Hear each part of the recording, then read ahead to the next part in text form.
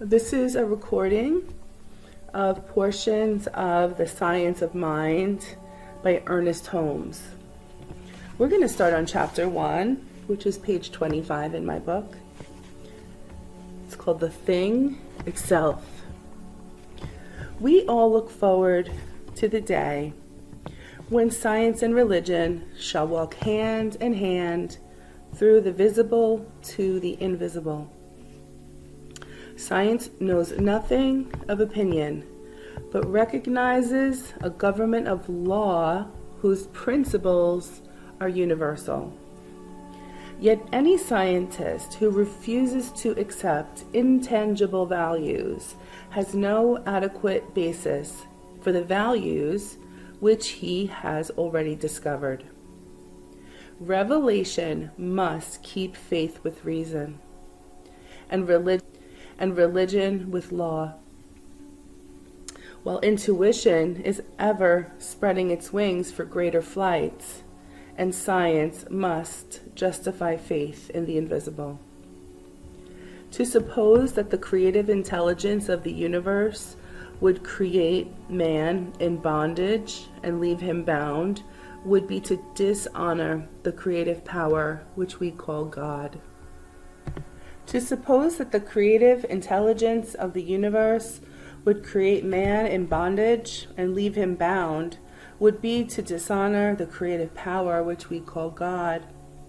To suppose that God could make man as an individual without leaving him to discover himself would be to suppose an impossibility.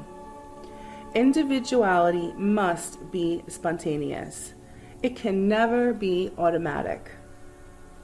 This be planted in the innermost being of man, but like the prodigal son, man must make the great discovery for himself. We see abundance in the universe. We cannot count the grains of sand on a single beach. The earth contains untold riches, and the very air is vibrant with power. Why then is man weak, poor, and afraid? The science of mind deals with these questions. The divine plan is one of freedom. Bondage is not God ordained. Freedom is the birthright of every living soul. All instinctively feel this. The truth points to freedom under law. Thus, the inherent nature of man is forever seeking to express itself in terms of freedom. We do well to listen to this inner voice, for it tells us of a life wonderful in its scope, of a love beyond our fondest dreams, of a freedom which the soul craves. But the great love of the universe must be one with the great law of its own being. And we approach love through the law. This is the teaching, love and law. As the love of God is perfect, so the law of God is also perfect. We must understand both. Whatever the nature of any principle may be, insofar as it is understood by anyone, it may be understood by all who take the time to investigate. This does not require an unusual degree of intelligence, but rather a practical application of what we now know in order that we may increase our knowledge. The study of the science of mind is a study of first cause, spirit, mind, or that invisible essence, that ultimate stuff and intelligence from which everything comes, the power back of creation, the thing itself. We accept this thing and believe in it. What we desire is to know more about it and how to use it. From proof alone, we know we are dealing with a definite principle. If one, through the conscious use of his knowledge, can produce a certain result, he must know with what he is dealing. It may seem as though, in dealing with metaphysics, We are dealing with something that is too abstract. But what is tangible other than results? Principles are forever hidden from our eyes. We accept the deductions of science insofar as they are proved, and we recognize that they are built upon immutable but invisible principles. The universe never plays favorites. We are so used to the thought that if we mix certain colors, we get certain other colors, that we do not realize we are dealing with a principle. We know that whoever blends these particular colors will get the same result, but we do not know why. The wisest man living does not know why. We do not have to stretch our credulity any more in metaphysics. This is something that only the most profound thinkers have known about. But we should remember that we also are thinkers. The profound thought of all ages has stood in awe of life itself, realizing that here is a power and potentiality, the highest possibilities of which the human intellect cannot fathom. Universal principles are never respecters of persons. The universe has no favorites. Therefore it is written, "And let him that is athirst come, and whosoever will, let him take the water of life freely." Revelations 22:17. Nothing supernatural about the study of life.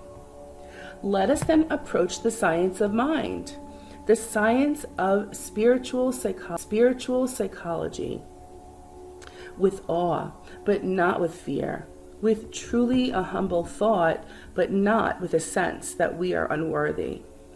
Let us approach it normally, happily, willing to accept, glad to experiment, hoping and believing that as the result of our efforts, we shall each derive a great good, a sound understanding of the natural laws of life as they apply to the individual and his relationship to the whole universal scheme of things. This is the simple meaning of true metaphysical teaching, the study of life and the nature of the law, governed and directed by thought, always conscious that we live in a spiritual universe, that God is in, through, around, and for us. There is nothing supernatural about the study of life from the metaphysical viewpoint. That which today seems to us supernatural, after it is thoroughly understood, will be found spontaneously natural. We all know that many have been healed of physical disease through prayer. Let us analyze this. Why are some healed through prayer while others are not? Can we believe that there is a God who picks out some man and says, "I will honor your prayer, but I do not think so much of Mr. So-and-so"? It is superstitious to believe that God will answer the prayer of one above another. Jesus said that God maketh his sun to rise on the evil and on the good, and sendeth rain on the just and on the unjust. Matthew 5:45. Since some people have been healed through prayer, while others have not, the answer is not that God has responded to some and not to others, but that some have responded to God more than others. Their prayer or their thought has responded by corresponding. The answer to prayer is in the prayer. But what is a prayer? A prayer is a movement of thought within the mind of the one praying, along a definite line of meditation that is for a specific purpose. What is the mind? No man living knows. We know a great deal about the mind, but not what it is. By mind, we mean consciousness. We are now using it. We cannot locate mind in the body. The necessary vehicle for consciousness while we are here, it is not consciousness. We cannot isolate mind. All we know about it is not what it is, but what it does.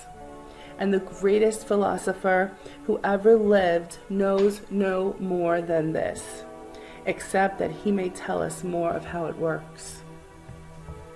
There are not two minds, only two names. Mind, the thing, spirit, causation, is beyond, and yet not beyond our grasp. Beyond, in that it is so big. Within, in that wherever we grasp at it, we are it to the extent that we grasp it. But since it is infinite, we can never encompass it. We shall never encompass God. We shall never encompass God, and yet we shall always be in God and of God. Mind comes under two classifications. There are not two minds, but rather two names employed in describing states of consciousness: the objective or conscious and the subjective or unconscious. We think of the conscious state as our conscious use of mind. The subconscious or subjective state of mind, sometimes called the unconscious state, is that part of mind which is set in motion as a creative thing by the conscious state. In the body of this textbook, under the heading of subjective mind, we say, in the subjective mind of man, we find a law obeying his word. The servant of his proved that the subconscious mind acts upon our thoughts. It is the mental law of our being and the creative factor within us. It is unnecessary at this point to go into all the details of the subjective mind and its mode of action. It is enough to say that within us is a mental law working out the will and purposes of our conscious thoughts. This can be no other than our individual use of that greater subjective mind, which is the seat of all mental law and action, and is the servant of the eternal Spirit throughout the ages. Limitless power at man's disposal. Marvelous as the concept may be, it is nonetheless true that man has at his disposal, in what he calls his subjective mind, a power that seems to be limitless. This is because he is one with the whole on the subjective side of life. Man's thought, falling into his subjective mind, merges with the universal subjective mind and becomes the law of his life through the one great law of all life. There are not two subjective minds. There is but one subjective mind, and what we call our subjective mind is really the use we are making of the one law. Each individual maintains his identity in law through his personal use of it, and each is drawing from life what he thinks into it. To learn how to think is to learn how to live, for our thoughts go into a medium that is infinite, its ability to do and to be. Man, by thinking, can bring into his experience whatsoever he desires, if he thinks correctly and becomes a living embodiment of his thoughts. This is not done by holding thoughts, but by knowing the truth. Within us, then, there is a creative field which we call the subjective mind. Around us, there is a creative field which we call subjective. One is universal and the other is individual, but in reality, they are one. There is one mental law in the universe, and where we use it, it becomes our law because we have individualized it. It isn't. It is impossible to plumb the depths of the individual mind, because the individual mind is really not individual, but is individualized. Behind the individual is the universal, which has no limits. In this concept alone lies the possibility of eternal and endless expansion. Everyone is universal on the subjective side of life, and individual only at the point of conscious perception. The riddle is solved, and we all use the creative power of the universal mind every time we use our own mind. Okay, I'm going to stop there. We're on page 30 of chapter 1. Please make your comments about what you're picking up from this text. Please subscribe and look forward to future excerpts from this amazing book.